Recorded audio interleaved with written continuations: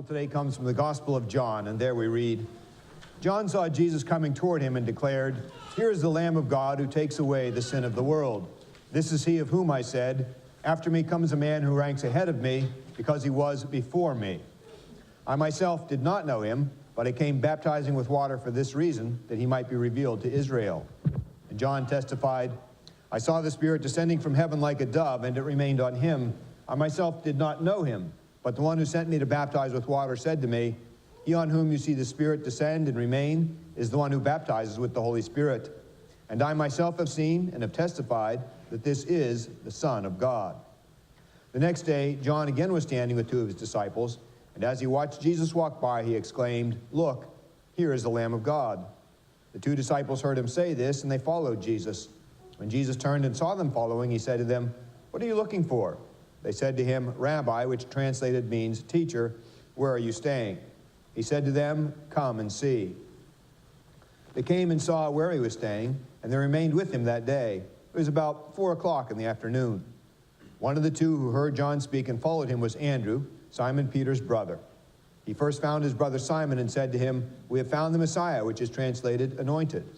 He brought Simon to Jesus, who looked at him and said, "You are Simon, son of John. You are to be called Cephas," which is translated Peter.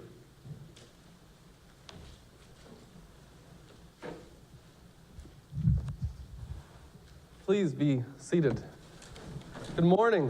Good morning. I'm Elliot. I'm the new associate pastor here at St. Matthew's. Boy, that mic is hot. I'm also the youth pastor, and I am just super excited to be able to preach and worship with you guys this morning. As you know, as it's been indicated, this weekend is Martin Luther King Jr. weekend. Tomorrow is Martin LutherKing Jr. Day. For those of us who get that day off, it's of particular significance for our schedules. But not only that, we're also approaching Black History Month in February. And so I was thinking about this week as I was planning for the sermon, and I was struck by the New Testament reading, which we read in the 8 o'clock service, and we're going to read again at the 11 o'clock service, which is the opening lines by Paul in 1 Corinthians to the church in Corinth. And a few years ago, I found out that there's actually really compelling evidence that what we call 1 Corinthians and the church in Corinth was actually, very likely, some scholars think, was a letter written to a church not in Corinth, but in a different city altogether called Laodicea, a little harder to say. And what struck me in particular about this is that if this is true, it's very likely that over the years we've lost even the name of the church that Paul was writing to. And the thing that survived is not even their name, but what has survived are their failures and their dirty laundry, which we get to read about in the letter to the Corinthians that Paul writes. And I think it's worth noting in particular at this time, it's worth noting those failures and those shortcomings this church had, because after Christ's ascension and after the Spirit was poured out, in Pentecost, a lot of what we call churches, they were happening in houses, but they were happening in temples, because most everybody, they were Jewish. They were Messianic Jews. And you started to see a lot more Gentile converts, but in the early church, most everybody was a Jew. And in Corinth, or the church we think of in Corinth, what we had was a ton of both Messianic Jews and Gentile converts trying to do worship together. And we also read that there were a ton of crazy personalities in this church. And so Paul, as he's writing these letters, it becomes clear he's like a spiritual fireman. He's just running around trying to put fires out as fast as he can. And what's remarkable about this church is that despite all these things that we read about, it seems that they survived for at least a couple generations. And I think we should note some of the things they were struggling with. Paul tells us about adultery, religious differences, serious socioeconomic disparities, rampant divorces, different Christian teachings, adult incest, lawsuits. People were suing each other in the church. There were arguments about Eucharist. There were arguments about people in the back of the church just disrupting the service. People didn't even know what spiritual disciplines were. And this is just in the first letter that we get that Paul writes. These people were very dysfunctional. And yet, by the power of the Holy Spirit and the person of Christ, this church continued on for generations. And I think in light of this success, we as the modern American church, it's really important that we stand in our own reality in light of this letter and the survival of that church, that we stand in our reality. That 50 years after the Civil Rights Movement, the Sunday morning remains some of the most segregated hours in America.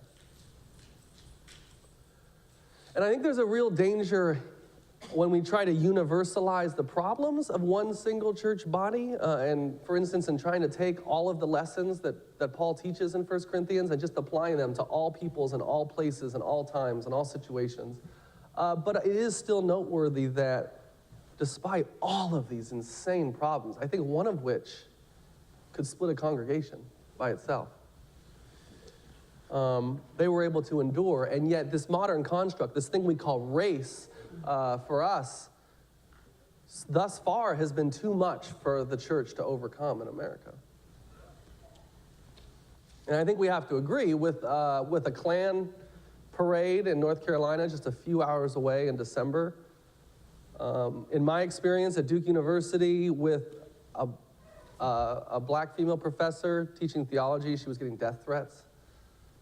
And more substantially with the mass murder of 9 African-American Anglican Episcopal worshipers during a prayer meeting in June by a young white man who, by all accounts, was born and raised in the Lutheran Church with whom we have an open communion. Racism retains its foothold in American society, and it retains its foothold inside the church. And if these examples are too anecdotal, we just have to look at the prison industrial complex and the impact it's had on black communities. We just have to look at the mortality rates for young black men when deadly force has been used historically with police. And wherever you fall in this conversation, wherever a skeptic or proponent, and I don't think it's that simple, but wherever you fall in the conversation, I think we have to admit and identify that something remains seriously wrong in this country, particularly when it comes to race. And in my experience in California and in the Midwest and then in North Carolina and now here in DC, these problems aren't affecting the white community the way they're affecting communities of color. They're just having disparate experiences. And I want to mention that if this sermon already feels a little awkward, I empathize. I'm a white guy in a new job at a predominantly white church in Virginia, preaching about racism on Martin Luther King Jr. weekend. So I feel ya. I feel ya. But I think the reason why it's so awkward for me is that I don't experience racism. I'm not worried about the police. I'm not worried about applying for jobs. I'm not worried about getting a bank loan because of the way I look. And I'm not scared, God forbid and God have mercy, that someone's going to come in on any given Sunday and disrupt the service with violence. And so I've had to rely on other sources of information than my body. I've had to rely on something beyond my eyes and my ears and my flesh and blood. I've had to literally rely on the bodies of my brothers and sisters and our brothers and sisters who just don't look like me, who have radically different experiences than I do. And I have to rely on them in order to get any kind of idea of what racism is like, because I don't experience racism. And if seeing we're believing and believing we're reality, I could stand before you and say, I don't have a dream, I have a reality. There is no racism, but that's not the way it works, unfortunately. And I want to share a story with you. Last year, I had a very mild but very uncomfortable experience, and I'm embarrassed because it was a very poignant experience for me, and it was just so, not a big deal, but it struck me in a powerful way. And it was humiliating, and unfortunately, the way I learn is to be humiliated. It's a terrible way to learn, but sometimes hard heads, that's how some of us learn. And I was invited to a banquet, and it was a sermon presentation. It was the kind of the capstone of a series, a couple days that had been going on at my school, and I hadn't been able to make it to any of them. And one of my professors, a black female professor, had invited anybody in the class, hey, if you want to come to this event, there's going to be free food. You perk up as a college and grad student. But there's going to be some great discussion and a great sermon. So I said, I thought about it, and the day came, and so I said, I'm gonna go to this event. So being Californian, I put on my nicest pair of jeans, and put on a dress jacket and some shoes, and I drive over to the hotel where the event's taking place, and I sign in. I'm a little early, and I walk in, and I look around, and boy, there's not a lot of white people in this room right now. Didn't anticipate that, so I'm like, okay, all right, it's all right. Look around some more. There's a distinct possibility that I'm underdressed for this event. And I kind of turn, and then on the wall is this huge banner that says, welcome to the annual Black Alumni Dinner. And at this point, I realized not only am I a white body and I'm underdressed, but I have walked into an event that is specifically oriented and tailored towards bodies that just don't look like my own. And I don't know what it was about the event or the experience, but I just suddenly was really, really uncomfortable. And so like many of us in a desperate social situation, when we're drowning, we just start scanning the room for a lifeline. And I spotted someone that I knew, a woman that was a coworker and a classmate and an acquaintance. And I just beelined it for her and was like, hey, can I sit here? Is this seat open? Can I sit next to you? Is that okay? Is that all right? And she was like, yeah, sure. And I could tell she was both bemused and annoyed that I was like socially clinging to her. And so I just was like, I said, Brittany, I don't know if I'm supposed to be here. I mean, there's nobody here who's white. And it wasn't just that, but I was like, this is the alumni dinner. Like I can't, like if I was black, I could fake like, oh, I'm an alumni already, I'm supposed to be here. I can't even, so I was just trying to blend in as best as I could in my jeans. And Brittany is just trying to talk me down off the ledge, and just like, it's okay, like you're fine, everything's fine, you're welcome, and I remember telling her, I said, it's so uncomfortable being in a space where I'm not certain if my body's welcome, and I'm not certain if my body is a threat. And without missing a beat, she turned to me and she says, Elliot, welcome to my seminary experience.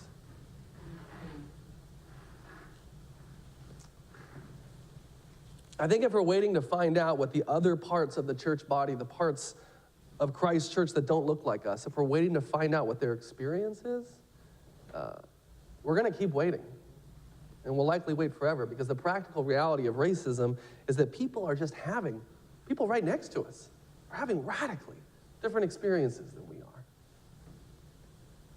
And until we either put ourselves in what may feel like very uncomfortable situations sometimes, or until we create spaces where it is safe for someone to share an experience that is radically different from our own, it's very likely that for most of us, racism is going to continue to remain this big mystery and disconnect. Understanding racism is a lot like church, I think. You can't do it on your own. You can't do it at home. You gotta roll up your sleeves, and you gotta swallow your pride, and you gotta just jump in. And it is messy, and it is uncomfortable, and it is life-changing.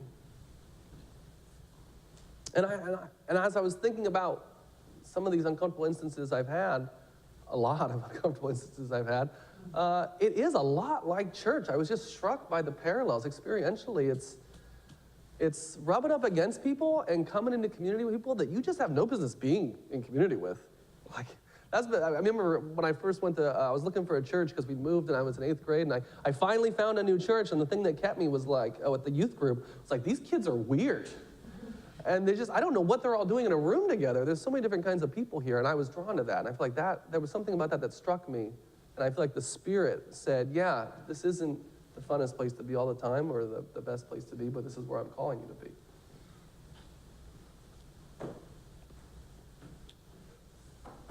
And there's this sense, I think, there's this beautiful metaphor. I mean, because Christ says to us, where 2 or more are gathered in my name, I promise I will be there in the midst of those people. And so as a caricature, as an oversimplification, we have the white church body on one side and the black church body on the other, and we have just Christ waiting in the middle. And saying, I will be in the midst of you if you would but come together. And as a nation, we've marked Monday as the day to remember the Reverend Dr. Martin Luther King Jr., who on that hot summer day 54 years ago in 1963 stood on the steps of the Lincoln Memorial, and he shared with us a dream. And it was a dream that was deeply rooted in a a concern and a dissatisfaction with the violent state of race relations between white and black bodies in America. But it was a dream that was also deeply rooted in an abiding faith that we as the body of Christ in the world, in his words, would be able to transform the jangling discords of our nation into this beautiful symphony of brotherhood. With this faith, he said, we'll be able to work together. We'll be able to pray together, to struggle together, to go to jail together, to stand up for freedom together, knowing that we will be free one day. And while a brother or sister in this country is not totally free because of the color of their skin, the church just remains shackled. We're just lessoned for it. And so I'm reminded again of Paul's words on unity to the church in Corinth. He says, God has put the body together, giving greater honor to the parts that previously lacked it, so that there should be no division in the body, but that its parts should have equal concern for each other. If one part suffers, every part suffers. If one part is honored, then all the parts will rejoice with it. And then, at this point in the text, Paul launches into what may be the greatest treatise on love ever written. If you've ever been to a wedding, you've heard it.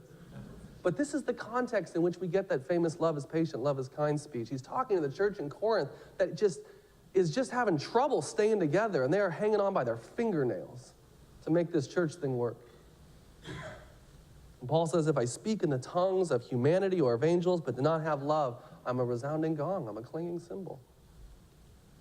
If I have the gift of prophecy and can fathom all mysteries and knowledge, if I have the faith that can move mountains, but I do not have love, I'm nothing.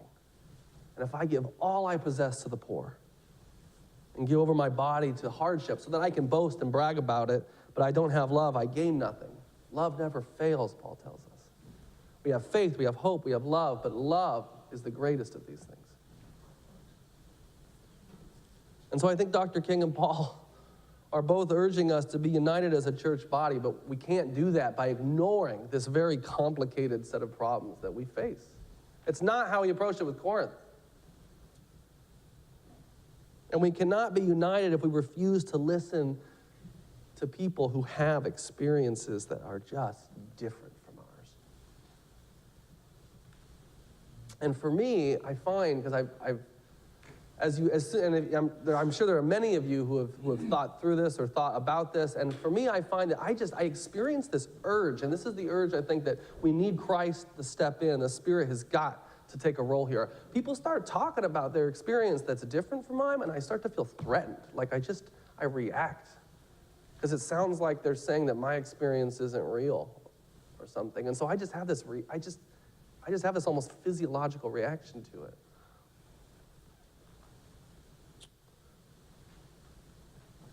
And I think this is where the call for unity and love through listening and through understanding, this is where it has to enter in.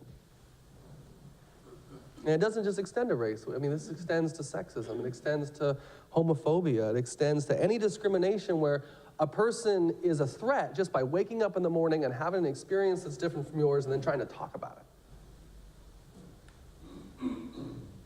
it. And I don't know what it's like to be someone's daughter. I don't know what it's like to be someone's mother or sister. I don't know what it's like to be a father. I don't know what it's like to be particularly tall, as my cousins remind me often. I don't know what it's like to be black in America. I'll never be black in America. Never have been, I never will be.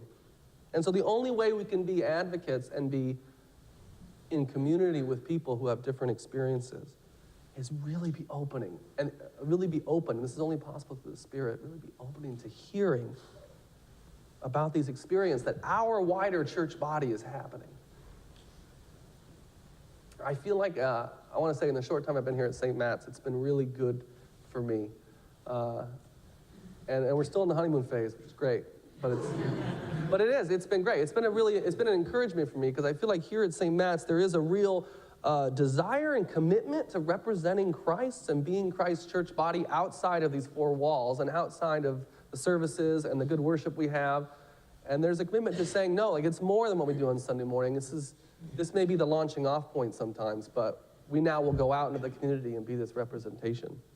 And I love that. And I think a message no matter how good or bad it may be this morning. But talking about racism, this is not Christianity 101. I wish it was.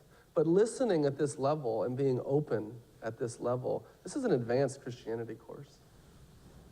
And I've been encouraged that I feel like people at St. Matt's are moving towards that and talking about this and wrestling with these things.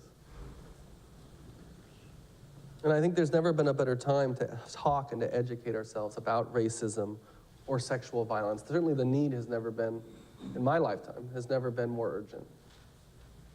And so as we leave here today, I encourage you, and for some people this challenge, it won't be much of a challenge, but some of us it really will be a challenge. I urge you to reflect on whether or not you need to think about this sermon. I don't mean like you need to, like more responsibility. I mean like without Jesus and without the Spirit, I don't got to think about racism anymore after I leave today. I can go home and not think about it. And there are just people among us and in our lives, day to day for some of us, who just don't have that luxury that I have. Just wake up and not think about what I look like and how that's going to affect the interactions I have throughout my day. I pray that God is going to open and soften our hearts, continue to do this, because I think he's already at work doing this, but that he brings people into our lives and brings us into spaces where we can see every person, every body we encounter, the same way we encounter a child. When you see children, it sounds corny, but you just see the image of God. You just identify this humanity in a child, I think. And so I ask and pray that God do this in our community, and we ask these things in the name of Jesus. Amen.